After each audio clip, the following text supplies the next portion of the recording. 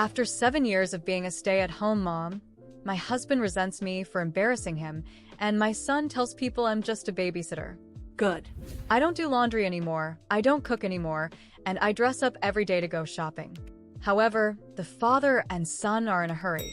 I was picking up Carter from Windsor Elementary when I ran into Lily Whitman's mom. Just as I was about to greet her, Carter jumped out in front of me, blocking my way. "This is our nanny. You don't need to talk to her."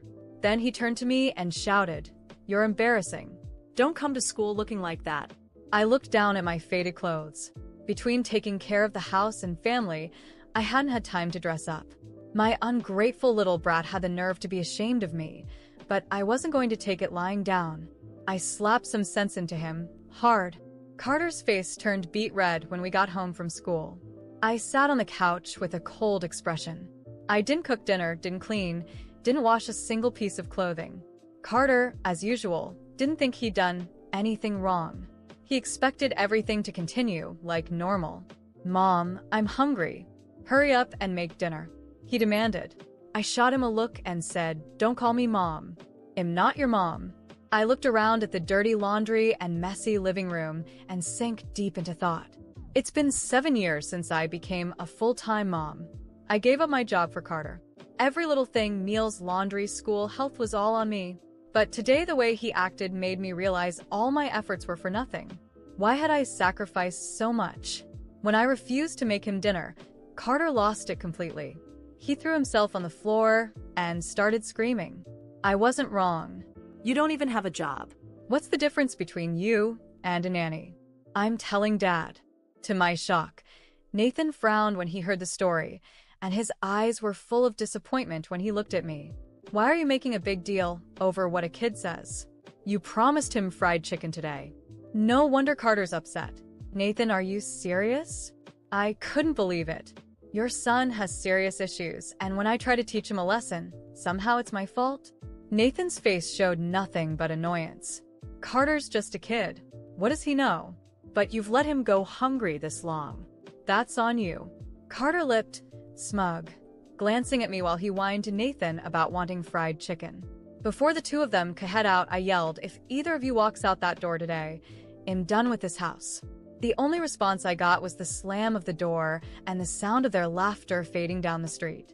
I collapsed on the couch, tears running down my face. 7 years of my life. All for nothing. Every day I'd wake up early, cook, clean, take care of Carter, and do all the household chores. My workload wasn't any less than Nathan's, but now neither Nathan nor Carter appreciated me. Well, if they think I'm so embarrassing, I'm done. I'll spend my time and money on self-care and clothes. Let's see who misses me then. After making up my mind, I tossed Nathan's stuff into the guest room. There was no way I was sleeping next to that man for another minute. I called up Bianca, and we made dinner plans. Nathan tipped Carter out for fried chicken, so I wasn't going to hold back either. After dinner, Bianca and I hit Rivercrest Shopping Mall.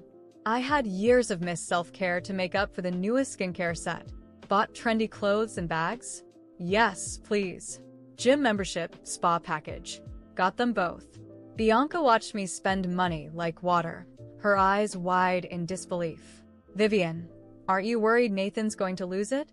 I admired my purchases with satisfaction. Who cares? I'm spending my own savings. He has no say in it. I posted a picture of my shopping haul on Instagram to celebrate this new chapter of my life. But then I saw that Nathan had already posted something. First, he tagged me, too, with a snarky caption. "Took Carter out for fried chicken. He says I'm his favorite."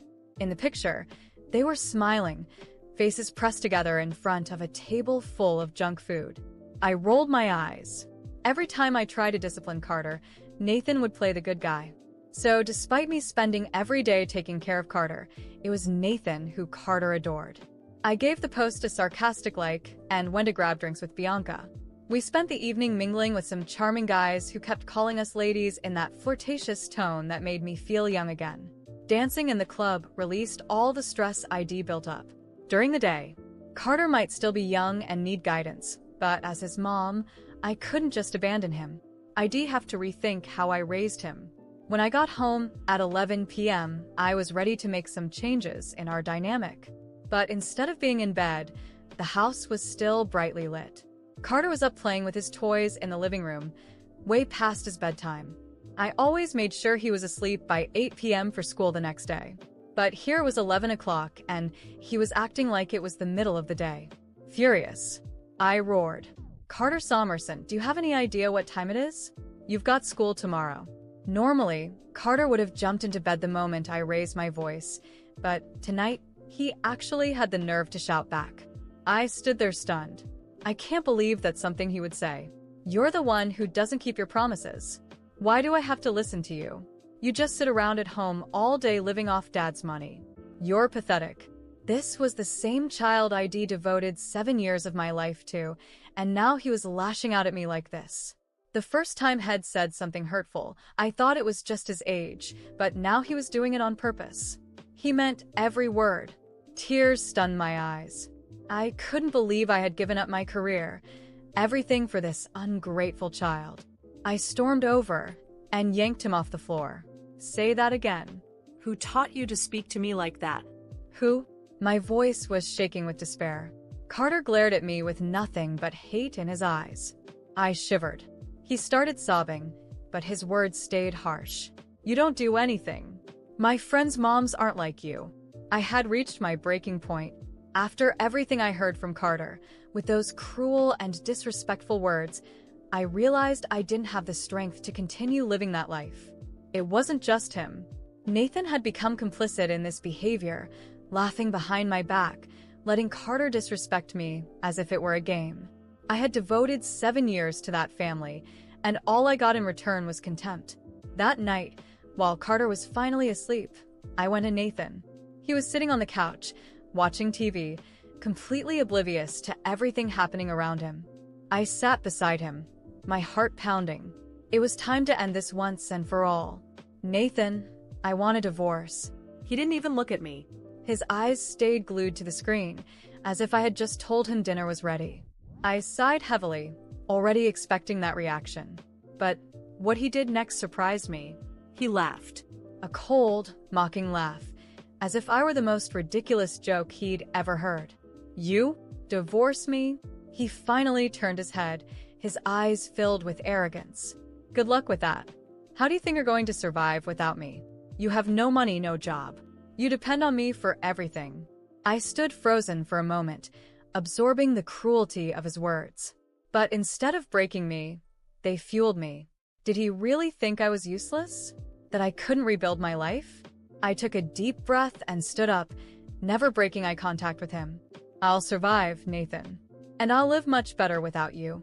He just shrugged, thinking I was bluffing. But I wasn't. That night, I made up my mind that I was going to change my life. The following weeks were tough. Nathan completely ignored me, as if he was waiting for me to give up on the divorce and return to our miserable routine. Carter continued treating me poorly, but I knew that came from his father's influence. Our relationship was strained, but something inside me had shifted. I decided I would no longer be the person who lived solely for others. I spent the first few days crying alone, trying to figure out what to do. No career, no support, and very little money. It seemed impossible.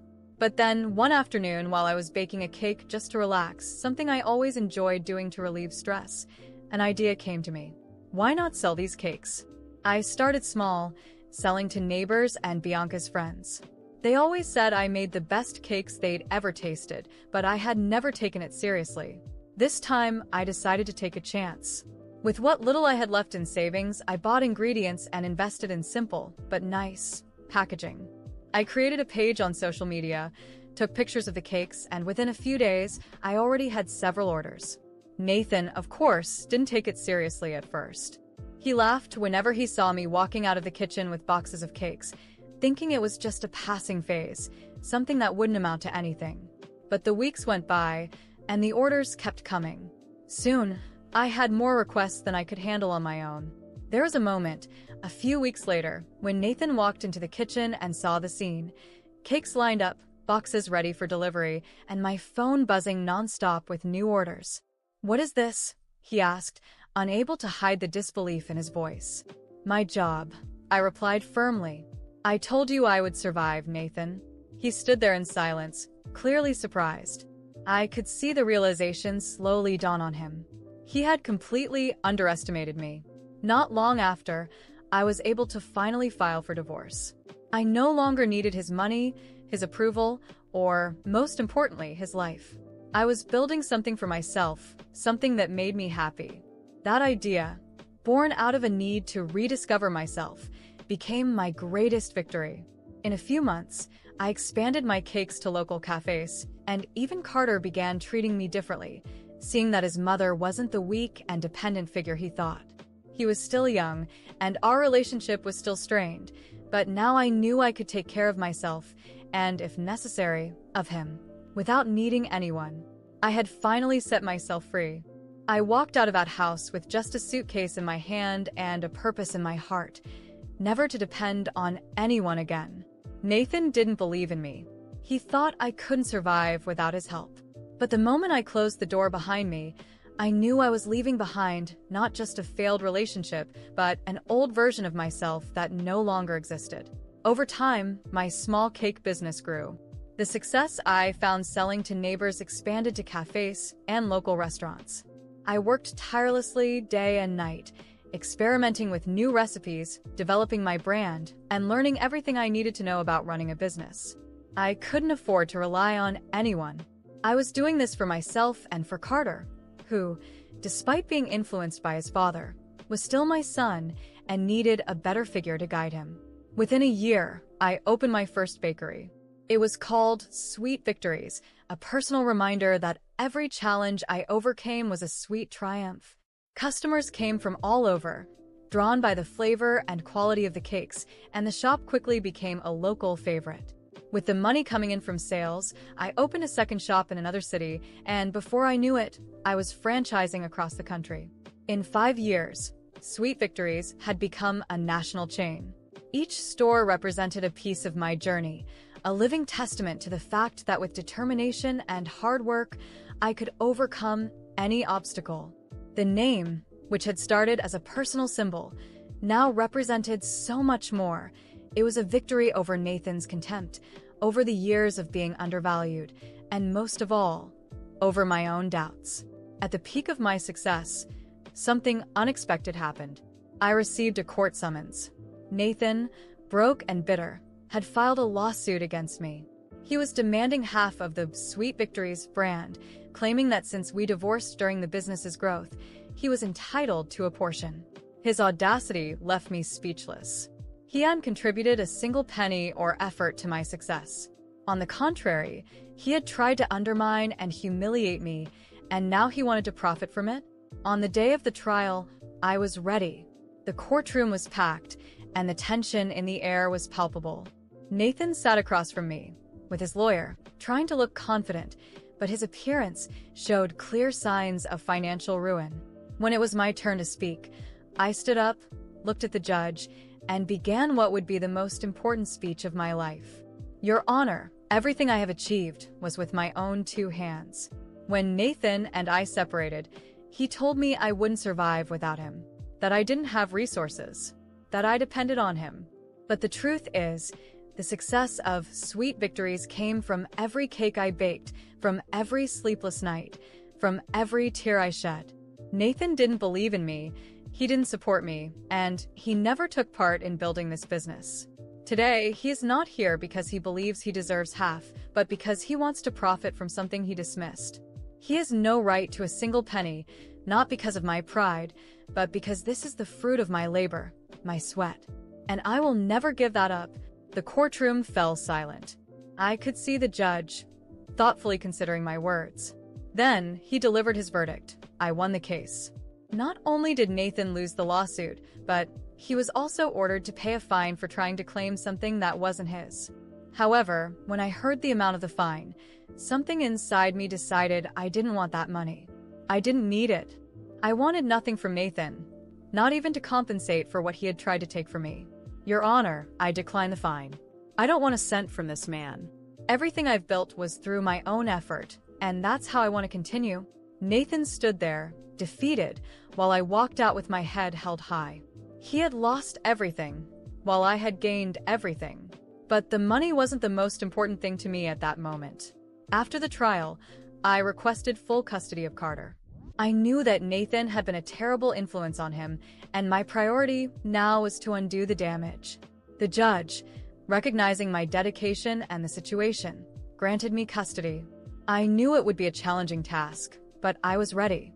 I raised Carter with discipline, teaching him the value of hard work, honesty, and respect. It wasn't easy.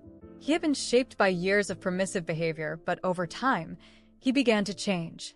Slowly, he saw the kind of person his father truly was, and eventually, he realized how much I had fought for the both of us.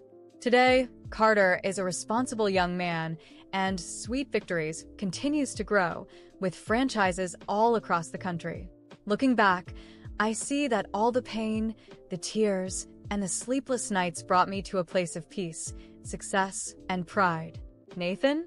He's long gone, bankrupt, and with nothing left. But me? I have everything that truly matters. Even after all the hurtful things Carter said to me, I knew deep down that I could never abandon him. A mother never abandons her child, no matter what. He was young, influenced by Nathan's toxic behavior, but I knew that, in time, I could show him what true love, respect, and hard work really meant. And that's exactly what I did. Even when he yelled at me or compared me to other mothers, I persisted, raising him with both firmness and the affection he desperately needed. Over the years, our relationship changed. Carter grew up, matured, and began to see things differently. He realized what kind of man his father was and, slowly, started to appreciate everything I had done for him. He understood that the tough choices I made were for his benefit and for our family. Today, we have a solid relationship built on mutual respect. During this transition, something wonderful happened in my life. I met a man who truly respected me, who saw me as his equal, and who stood by my side in every decision. We got married, and for the first time in a long time, I felt peace in my heart. He supported my business, encouraged my dreams, and together, we expanded the Sweet Victories empire even further. The business grew in extraordinary ways. With each new store that opened, I felt a wave of satisfaction, knowing that every cake sold represented my journey of overcoming obstacles. And then, something I never thought possible happened. I made my first $1 million. It was an indescribable achievement, not just for the financial success, but for what it symbolized. Every penny of that $1 million was earned through my hard work, dedication, and the courage to start over. With the success of my business came invitations to speak about overcoming challenges. Today, I travel the country sharing my story, inspiring women and men who are going through difficult times, showing them that with determination and resilience, it's possible to turn your life around. Every speech I give reminds me of everything I've been through, but now, when I tell my story, there's no pain, only pride. As for Nathan, I never spoke to him again. I decided to cut all contact. There was nothing left to say, and our story was in the past. But every now and then, I hear news about him. I learned that he lost everything. Homeless, without an income, he's living off the charity of others. The irony is not lost on me. The man who once told me I wouldn't survive without him is now the one living on the edge. Meanwhile, I've built an empire with my own hands. I hold no bitterness. Life has taken its course, and each of us has reaped what we sowed. Today, my focus is on my family, on Carter, who has grown into an honest and hardworking young man, and on my husband, who gives me the support and respect I've always deserved. Above all, I'm at peace, knowing I've walked my own path and triumphed.